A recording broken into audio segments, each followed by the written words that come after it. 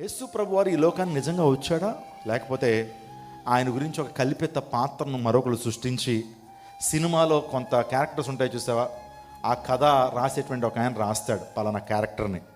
యేసు ప్రభు క్యారెక్టర్ని కూడా అలాంటి వారు ఎవరైనా రాశారా, లేకపోతే ఆయన నిజంగా చరిత్రలో ఉన్నాడా? ఆయన నిజంగా ఉన్నాడు. మీరు ఎవరైనా చూసారా? నేను ఎవరైనా చూశానా? కానీ మనకు విషయాన్ని నమ్మాలంటే చరిత్రను చూస్తాం. చరిత్రలో యేసుక్రీస్తు ప్రభు వారు ఉన్నారని అనేకమైన ఆధారాలు మనకు ఉన్నాయి.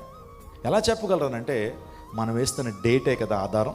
మనం ఏ శకలో ఉన్నాం? ఈరోజు క్రీస్తు శకలో ఉన్నాం. శాలివాహన శకలో కానీ, శాతవాహన శకలో కానీ, అక్బర్ శకలో లేవు. మనం క్రీస్తు శకంలో ఉన్నాం. అంటే క్రీస్తు కాలాన్ని 2 భాగాలుగా ఏం చేశారు? విభజించారు. ఆయన లేకపోతే అసలు క్రీస్తు శకం ఉండదు, క్రీస్తు పూర్వం ఉండదు.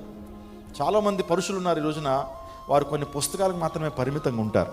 కానీ యేసుక్రీస్తు ప్రభు వారు ఆయన చారిత్రాత్మకమైన పురుషుడు. ఆయనకి హిస్టారిసిటీ ఉంది అనే విషయాన్ని జ్ఞాపకం చేస్తున్నాను.